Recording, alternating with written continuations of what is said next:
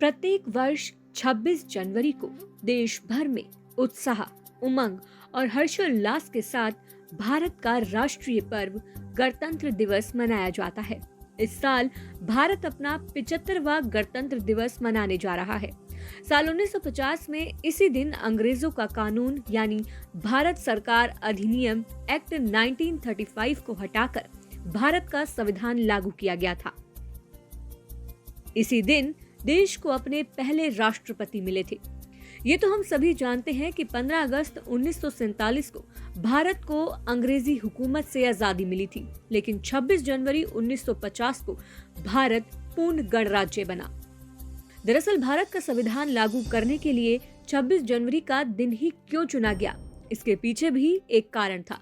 ये बात है साल 1929 की, जब 31 दिसंबर को राष्ट्र को स्वतंत्र बनाने के लिए पंडित जवाहरलाल नेहरू की अध्यक्षता में लाहौर कांग्रेस अधिवेशन का आयोजन किया गया था, जिसमें यह घोषणा हुई थी कि अगर 26 जनवरी 1930 तक अंग्रेजी सरकार भारत को उपनिवेश का पद नहीं प्रदान करेगी तो भारत अपने आप को पूर्ण स्वतंत्र कर देगा।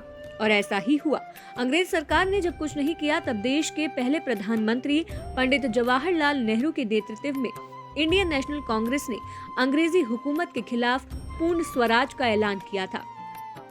वहीं इसी दिन देश का झंडा फहराया गया और 26 जनवरी को स्वतंत्रता दिवस मनाने की शपथ ली गई।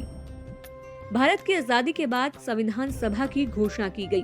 भीमराव अंबेडकर, पंडित जवाहरलाल नेहरू, डॉक्टर राजेंद्र प्रसाद, सरदार वल्लभ भाई पटेल, मौलाना अब्दुल कलाम आजाद आदि इस सभा के प्रमुख सदस्य थे। इस सभा ने 9 दिसंबर 1947 को अपना काम शुरू कर दिया। भारत के संविधान को संविधान सभा द्वारा 2 साल 11 महीने और 18 दिनों में तैयार किया गया था, जिसे 26 नवंबर 1949 को संविधान सभा के अध्यक्ष डॉक्टर राजेंद्र प्रसाद को सौंप दिया गया था। इसके बाद देश के पहले राष्ट्रपति डॉक्टर राजेंद्र प्रसाद ने 26 जनवरी 1950 को 21 तोपों की सलामी के साथ ध्वजारोहण कर भारत को पूर्ण गणतंत्र घोषित किया था। इसके बाद से हर साल इस दिन को गणतंत्र दिवस के रूप से मनाया जाता है। गणतंत्र दिवस के अवसर पर हर साल देश की राजधानी दिल्ली स्थित इंडिया गेट से लेकर राष्ट्रपति भवन तक भव्य परेड का आयोजन होता है, जिसमें देश की तीनों सेना, थल सेना, नौसेना एवं वायु सेना का दल भाग लेता है। पुलिस और अर्धसैनिक बलों सहित रक्षा बल अपने कौशल, पराक्रम और शक्ति का प्रदर्शन करते हैं। स्टंट करने के अलावा एयर शो, मोटर बाइक पर स्टंट, टैंक और अन्य हथियारों को भी भारतीय जनमानस के सामने दिखाया जाता है। इसके साथ ही खूबसूरती से सजाई गई झांकियों का प्रदर्शन किया जाता है, जो भारत के विभिन्न राज्यों की विशेषता, सुंदरता और सांस्कृतिक परंपराओं को दर्शाती है। इस दिन देश के राष्ट्रपति ध्वजारोहण करते हैं और उसके बाद 21 तोपों की सलामी दी जाती है।